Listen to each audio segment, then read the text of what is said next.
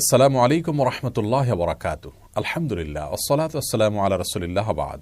সুপ্রিয় দর্শক, আজ আমরা কোরবানিকে ঘিরে কমন 10টি প্রশ্নের উত্তর জানার চেষ্টা করব ইনশাআল্লাহ তাআলা। সর্বপ্রথম যে প্রশ্নের উত্তর জানবো তা হলো ভাগে কোরবানি দেওয়া প্রসঙ্গে। ভাগে কোরবানি দেওয়া নিয়ে আমাদের অনেকগুলো প্রশ্ন আছে, যেমন ভাগে কোরবানি দেওয়া জায়েজ আছে কিনা, জায়েজ থাকলে ভাগীদারদের সংখ্যা বেজোড় হতে হবে নাকি জোড় হলেও চলবে, কেউ পশু ক্রয় করার পর ভাগীদারের সংখ্যা বাড়াতে পারবেন কি না। এর সংক্ষিপ্ত উত্তর হলো যে গরু এবং ওট বড় পশুতে ভাগে কোরবানি দেওয়া যাবে এবং সর্বোচ্চ 7 জন ব্যক্তির তরফ থেকে গরু এবং ওট যথেষ্ট হবে। এটি সংখ্যাগরিষ্ঠ উলামায়ে কেরামের মত এবং এটি দলিলের দিক থেকে সমৃদ্ধ এবং বিশুদ্ধতর মত। আর কোরবানি ভাগীদারদের সংখ্যা বেজোড় হতে হবে এমন কোনো বাধ্যবাধকতা নেই।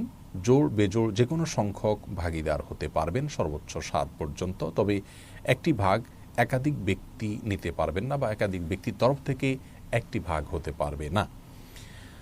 আর কোরবানির পশু কেনার পর কেউ যদি ভাগীদারের সংখ্যা বাড়াতে চান তাহলে সেটি তিনি করতে পারবেন। ধরুন দুজন মিলে কোরবানি করবেন বলে পশু ক্রয় করেছেন, তৃতীয় আরেকজনকে তারা যুক্ত করলেন, এটি জায়েজ আছে। দ্বিতীয় প্রশ্ন হলো জবের সময় যাদের পক্ষ থেকে কোরবানি করা হচ্ছে তাদের নামের তালিকা পাঠ করা আবশ্যক কিনা। এর সরল এবং সহজ উত্তর হলো এটি জরুরি কিংবা আবশ্যক নয়।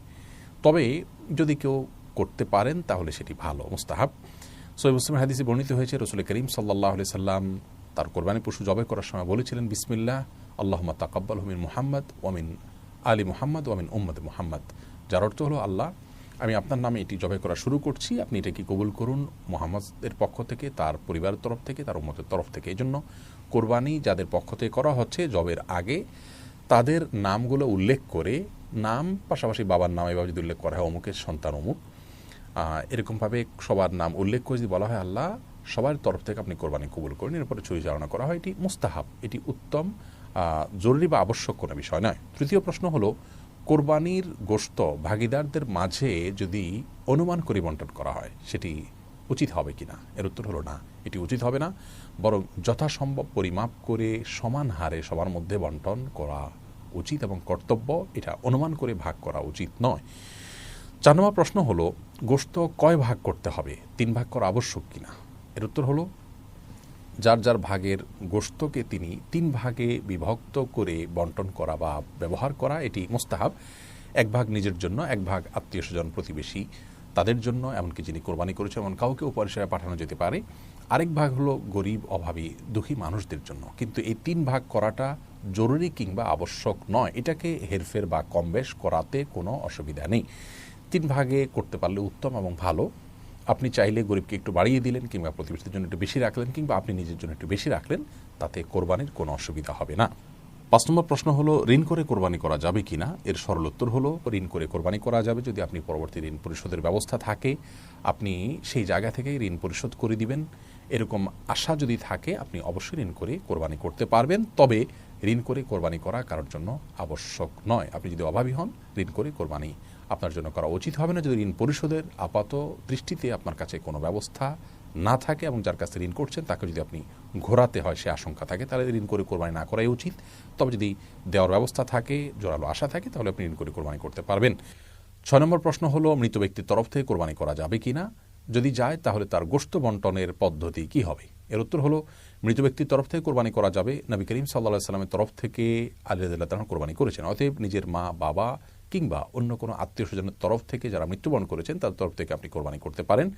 আর এই কোরবানির গোশত বন্টনের বিধান হলো যিনি মৃত ব্যক্তির তরফ থেকে কোরবানি করছেন যার অর্থ দিয়ে এই গোশতটা তার, তিনি এটিকে তার মতো করে ব্যবহার করবেন, 3 ভাগে ভাগ করে নিজের গোশতের মতো করে এটাকে বন্টন করা মুস্তাহাব।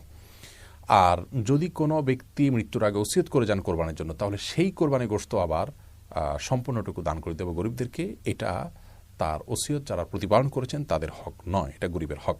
7 নম্বর প্রশ্ন হলো কোরবানি পশু নিস্তেজ হওয়ার আগেই অনেকে চামড়া ছেলা শুরু করেন, রক কাটা শুরু করেন, এটি জায়েজ আছে কিনা। এর উত্তর হলো এটি সম্পূর্ণ গুনাহের কথা। এমনকি জবের পর অনেক সময় কসাইরা চাকু দিয়ে খোঁচাতে থাকেন, এর ফলে কোরবানির পশু স্বাভাবিক মৃত্যু না হয়ে অস্বাভাবিক মৃত্যু হতে পারে, যার ফলে পশু খাওয়া পর্যন্ত হারাম হয়ে যেতে পারে। এই জন্য চাকু দিয়ে জবের পরে খোঁচানো উচিত নয় এবং নিস্তেজ হওয়ার আগে চামড়া ছেলা কিংবা রড কাটা সম্পূর্ণভাবে না জায়েজ কাজ। সহিহ মুসলিম হাদিসে আসছে পশুর প্রতি অমানবিক না হওয়া প্রয়োজন ছাড়া, সেজন্য এটি করা যাবে না।